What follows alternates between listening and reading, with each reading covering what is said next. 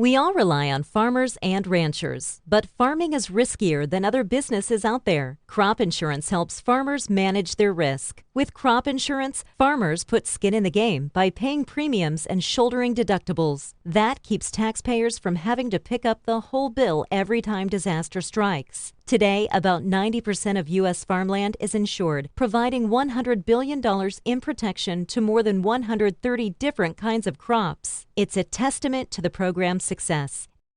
Thank you for joining us for our Agri-Pulse Washington Week in Review. I'm Spencer Chase, joined as always by Agri-Pulse's Phil Brasher, as well as this week by Minnesota Democrat Angie Craig. And Congresswoman Craig, we appreciate you joining us.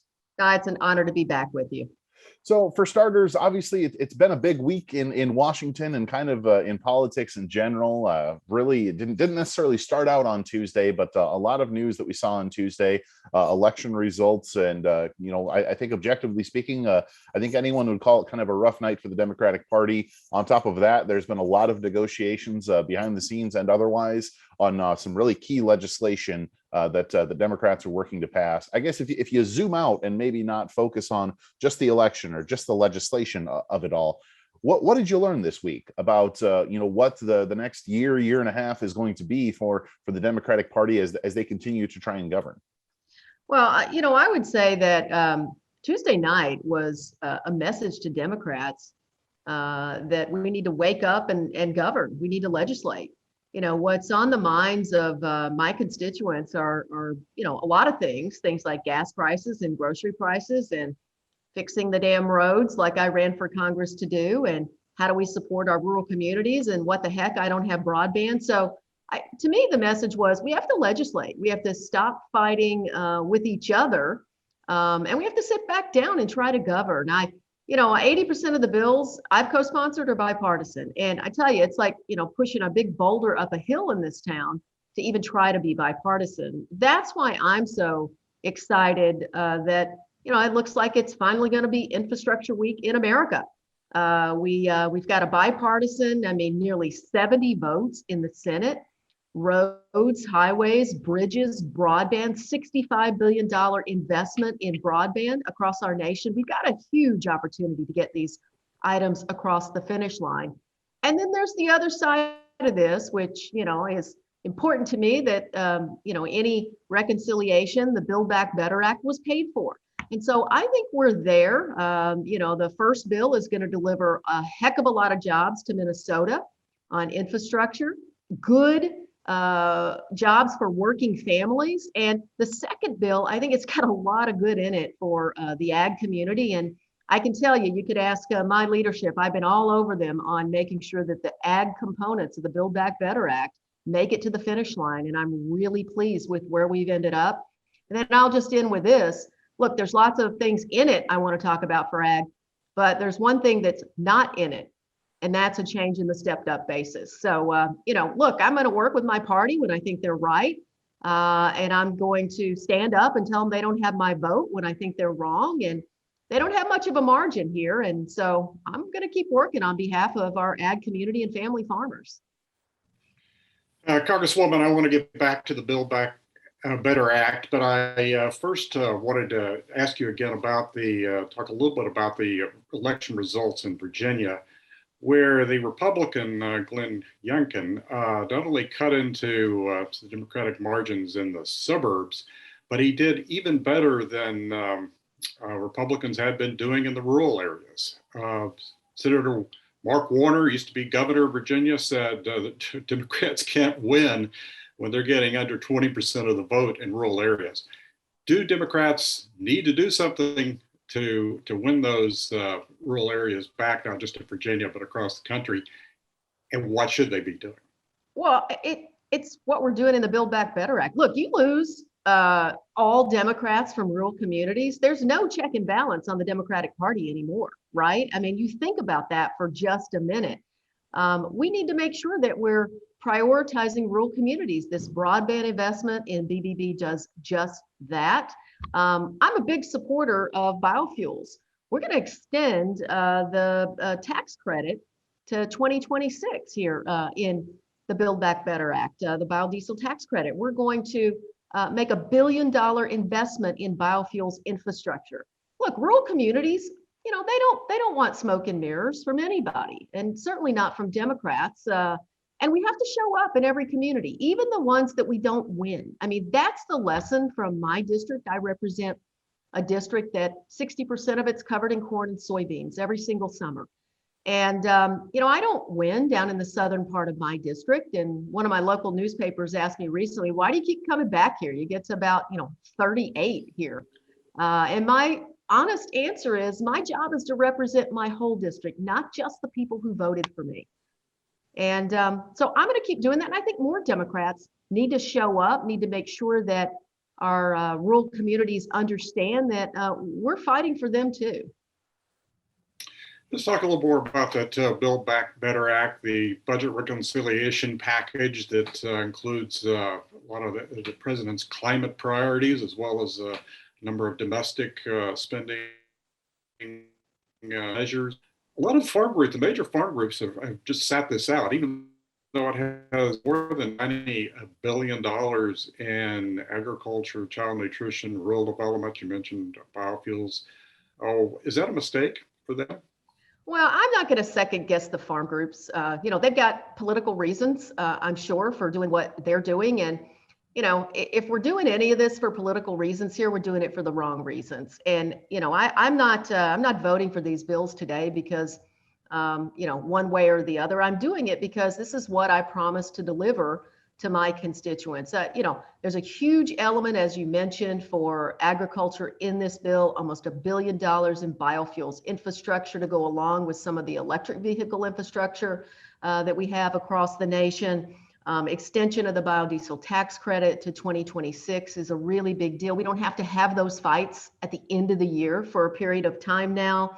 There's $65 billion in money for broadband across our nation, which I think is really going to strengthen our rural communities. And then there's nearly $1 billion for this rural partnership program, which the speaker was so tired of me coming to talk to her about that at the end, I would just walk up and she'd say, it's in the plan, it's still in the plan, it's still in the plan.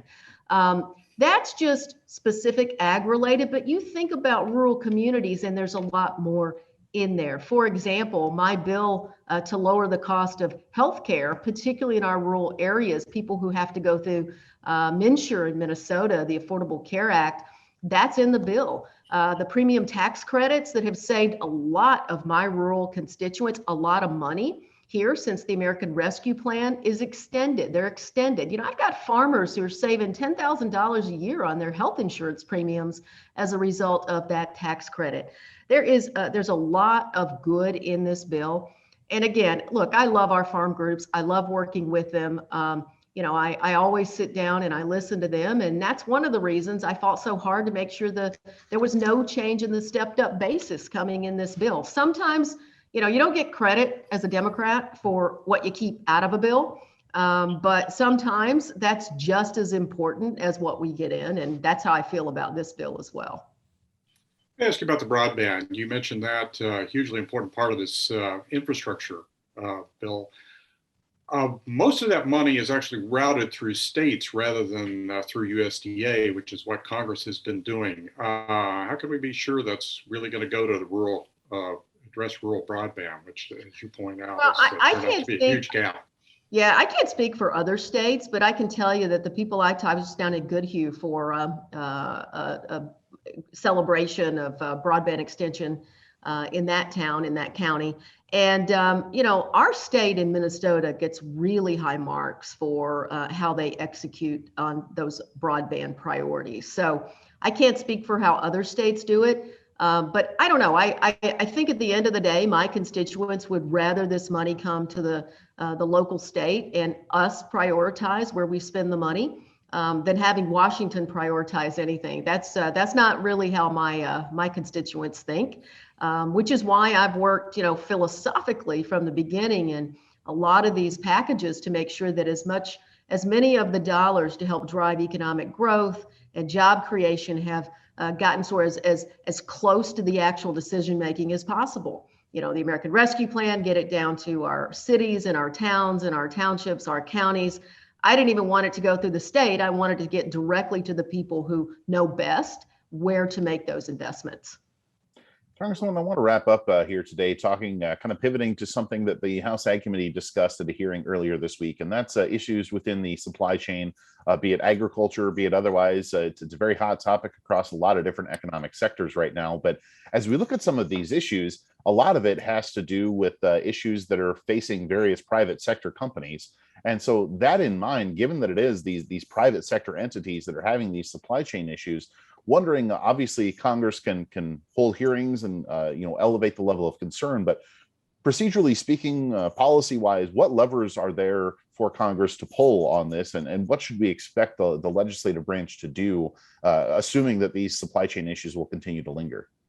Well, I think you make a good point. There's a limited amount that the federal government can do, although I personally think we need the kind of robust focus on this that we had on distribution of the vaccines.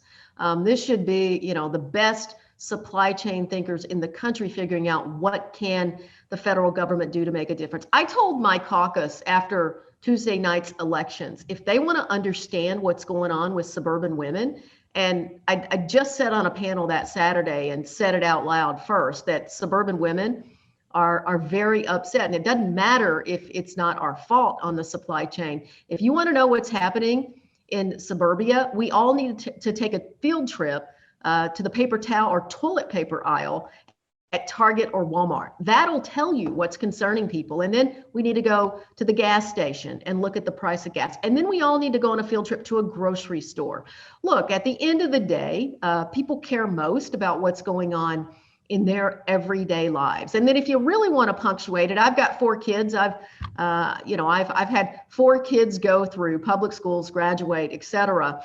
If you really want to understand suburban women, you look at the last 20 months, our kids have been out of school more than they've been in school. And look, people are frustrated. And as Democrats, we have to understand that. I'm the chair of the Supply Chain Caucus. I thought supply chains were sexy even before a global pandemic.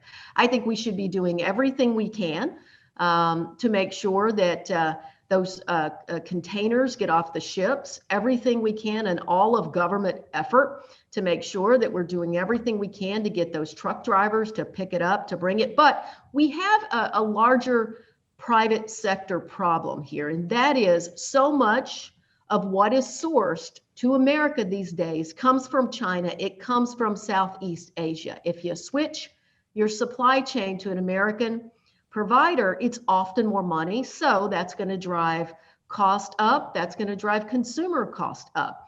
So those shipping companies, they cut their volumes when there was a pandemic. And remember, not everybody's in as good a shape as we are with the vaccine in America. Not everybody else is back to normal. Those manufacturing facilities across Asia, they're not functioning fully again. So look, the bottom line is this is really complex. It's too complex to put, on a 3-word slogan. And I think it would be a mistake to think that the government can fix it ourselves. This is going to have to be a strong, strong partnership with the private sector. Well, I tell you what, one of these weeks we're going to have a calm, relaxing time in Washington. That was not the case here this week. A number of different things going on, a number of different things for us as reporters to watch, and for you as a legislator to react to and observe as well. And we appreciate you stopping by and joining us. It's great to be here. Thank you both so much. For Congresswoman Angie Craig and Phil Brasher, I'm Spencer Chase. Have a good one.